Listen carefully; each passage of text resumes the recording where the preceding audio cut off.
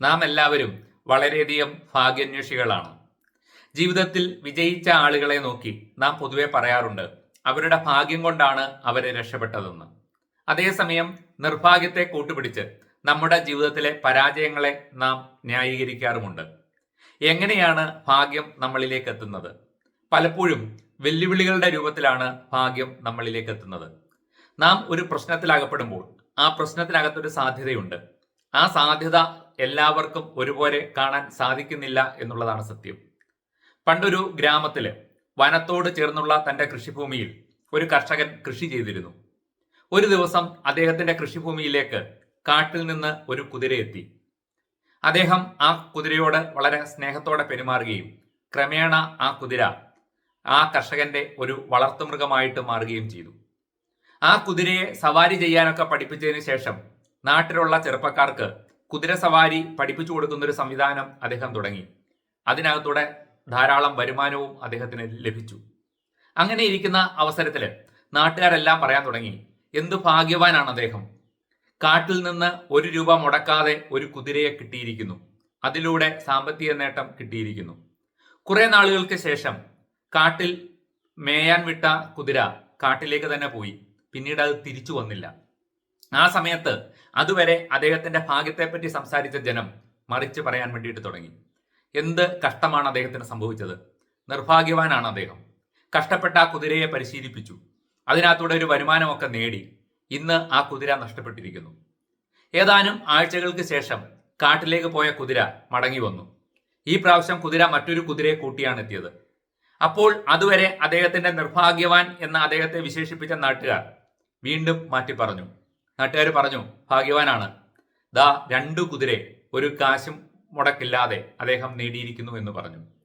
പക്ഷേ കുറച്ചു നാളുകൾക്ക് ശേഷം ആ 2ാമത്തെ കുതിരയെ പരിശീലിപ്പിക്കുന്ന സമയത്ത് അദ്ദേഹത്തിന്റെ മകൻ കുതിരപ്പുറത്തു നിന്ന് വീണ് കാലൊടിഞ്ഞു. ഈ സമയം വീണ്ടും ആളുകളുടെ അഭിപ്രായം മാറി. കാരണം ആ കുതിര വന്നത് കഷ്ടകാല സമയത്താണ്. അതുകൊണ്ടല്ലേ അദ്ദേഹത്തിന്റെ മകന്റെ കാലൊടിഞ്ഞത് എന്നായി ജനത്തിന്റെ സംസാരം. ആ സമയത്താണ് ആ രാജ്യത്തെ മറ്റൊരു ശത്രുരാജ്യം ആക്രമിച്ചത്. ശക്തമായ ശത്രുരാജ്യത്തിന്റെ മുമ്പിൽ പിടിച്ചു നിൽക്കാൻ പറ്റാതെ വന്നപ്പോൾ രാജാവ് ഒരു തീരുമാനമെടുത്തു. നാട്ടിലുള്ള എല്ലാ ചെറുപ്പക്കാരും നിർബന്ധിതമായിട്ട് സൈനിക സേവനം ചെയ്യണം. സൈന്യം വന്ന് ചെറുപ്പക്കാരെ എല്ലാം പിടിച്ചുകൊണ്ടു പോവുകയാണ്. ആ നാട്ടിലുള്ള എല്ലാ ആൺകുട്ടികളെയും കൊണ്ടുപോയി. പക്ഷേ ഇദ്ദേഹത്തിന്റെ മകൻ കാലൊടിഞ്ഞ് കിടക്കുകയായതുകൊണ്ട് ആ മകൻ മാത്രം രക്ഷപ്പെട്ടു. പോയ ഭൂരിഭാഗം പേരും യുദ്ധത്തിൽ മരിക്കുകയാണ്. അങ്ങനെ എല്ലാ വീട്ടിലും വിലാപം ഉയരുകയാണ്. ആ സമയത്ത് അവരെ എല്ലാവരും വീണ്ടും അദ്ദേഹത്തിന്റെ ഭാഗ്യത്തെപ്പറ്റി പറയാൻ വേണ്ടിയിട്ട് തുടങ്ങി. ആ കുതിര വന്നതുകൊണ്ട് ആ ജീവിതം തന്നെ മാറിയില്ലേ, ഇന്ന് മകനെ വലിയൊരു ആപത്തിൽ നിന്ന് രക്ഷപ്പെടുത്താനും സാധിച്ചു. അങ്ങനെ ആളുകളുടെ അഭിപ്രായം പലപ്പോഴും മാറിയും തിരിഞ്ഞും വന്നു. ഈ കഥയും ഭാഗ്യവും തമ്മിൽ എന്താണ് ബന്ധം? നാം ഒന്ന് പരിശോധിച്ചു നോക്കുക. ആളുകൾ ഓരോ സമയത്തെ സിറ്റുവേഷൻ അനുസരിച്ചിട്ടാണ് അഭിപ്രായം പറഞ്ഞത്. നാം പലപ്പോഴും ഭാഗ്യത്തെ നിർവചിക്കുന്നത് അങ്ങനെയാണ്. ശരിക്കും എന്തുകൊണ്ടാണ് ഈ ഒരു ഭാഗ്യം ആ കർഷകന് കിട്ടിയത്? തന്റെ കൃഷിസ്ഥലത്തേക്ക് ഒരു കുതിര വരുമ്പോൾ സാധാരണ ഒരു കർഷകനും അത് ഇഷ്ടപ്പെടുകയില്ല. അത് കൃഷി നശിപ്പിക്കാനാണ് സാധ്യത. അദ്ദേഹം ആ കുതിരയോട് പോസിറ്റീവായിട്ട് സ്നേഹത്തോടെ പെരുമാറിയത് കൊണ്ടാണ് അദ്ദേഹത്തിന് ആ കുതിരയെ കിട്ടിയത്.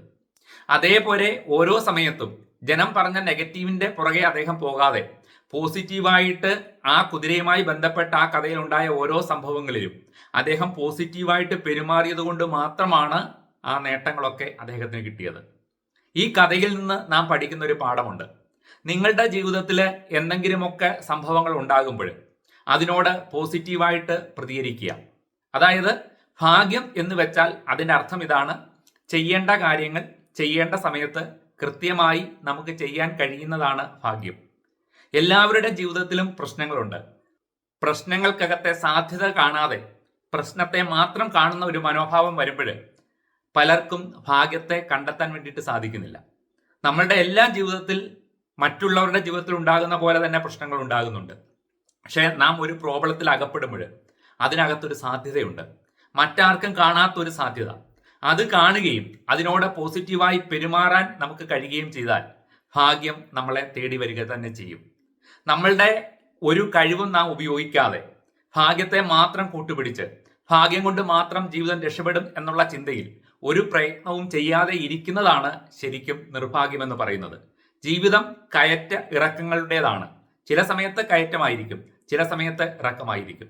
എല്ലാ സമയത്തും ആത്മാർത്ഥമായി വ്യക്തമായ ലക്ഷ്യബോധത്തോടു കൂടി പണിയെടുക്കുക, പ്രയത്നിക്കുക എന്നുള്ളതാണ് ജീവിതത്തിന്റെ അടിസ്ഥാന തത്വം. അങ്ങനെ പോസിറ്റീവായ ചിന്താഗതിയോടുകൂടി ജീവിതത്തെ കാണുന്ന വ്യക്തികളാണ് ജീവിതത്തിൽ ഭാഗ്യമുള്ളവർ എന്ന് നാം വിശേഷിപ്പിക്കുന്നത്. അതുകൊണ്ട് നമ്മളുടെ മനസ്സാണ് മാറേണ്ടത്, നമ്മളുടെ ചിന്തകളാണ് മാറേണ്ടത്. അങ്ങനെ പോസിറ്റീവായ ഒരു ചിന്തയിലേക്ക് നാം മാറിയാൽ ഭാഗ്യം നമ്മളെ തേടി വരിക തന്നെ ചെയ്യും.